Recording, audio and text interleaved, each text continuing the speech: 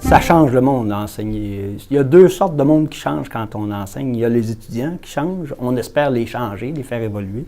Mais nous, on change aussi. On change par palier. À un moment donné, il y a quelque chose qui change, puis on ne revient jamais en arrière. Une fois qu'on a fait un changement, on ne revient pas en arrière, on évolue à partir de là et on change encore à partir de là.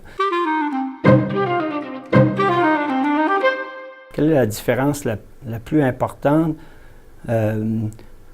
Je dirais que c'est l'équilibre entre la matière que j'ai à passer et l'écoute des étudiants. Maintenant, je m'arrange pour arriver en classe avec rien. J'ai jamais de papier. J'ai écrit tout ce que j'allais dire, faire. Je l'ai potassé beaucoup. J'ai écrit mon code d'avance, je sais exactement. Mais quand je rentre en classe, je le consulte jamais, jamais, jamais. J'essaie de faire le plus de contacts possible plutôt avec les étudiants, de regarder les étudiants, de leur parler. Alors qu'au début, j'enseignais le nez dans le livre et les étudiants, je ne dirais pas que c'était pas marginal, c'est bien certain, mais c'est un peu comme si je les voyais moins. Maintenant, ma vue a baissé, mais je vois plus les étudiants. Dans toute classe, il y a toujours 2 ou 3 étudiants que j'appelle mes étudiants pivots. C'est ces étudiants-là qui nous changent. La plupart du temps, c'est les meilleurs. Et puis, c'est eux qui nous challengent, c'est eux qui nous poussent à aller plus loin, à être plus à l'écoute, à revoir des façons de faire, à laisser tomber des grands pans de matière pour en choisir d'autres.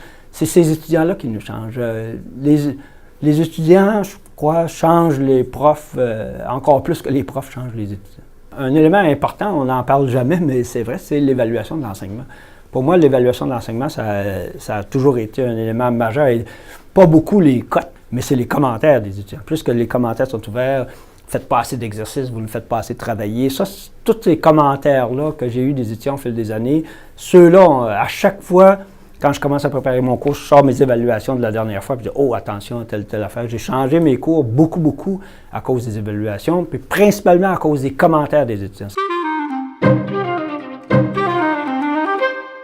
L'élément le plus important, là, je dirais, c'est la confiance en soi.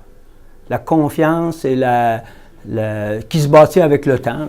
C'est normal qu'on ne l'ait pas quand on donne notre premier cours, mais plus tu as confiance dans ta matière, dans ton contenu, plus que tu as pris de recul par rapport à ta matière, et puis que tu peux comme t'en dégager et que tu peux en tirer qu'est-ce qui est vraiment essentiel, qu'est-ce que tu veux passer comme message. Plus à ce moment-là, tu deviens libre de la matière et tu deviens plus à l'écoute des étudiants. Il y a des choses beaucoup de choses qui changent, comme ça, on change, les étudiants changent. Mais il y a des choses qui ne changent pas, ils doivent être constantes. Il y a un invariant dans ce qu'on fait.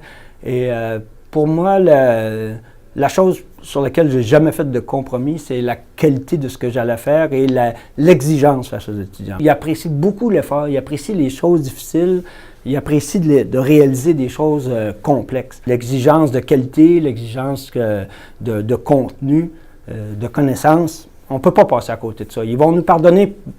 À terme, quand ils vont être sortis d'ici, ils vont nous pardonner bien des écarts, mais ils ne nous pardonneront pas qu'on n'ait pas été exigeants.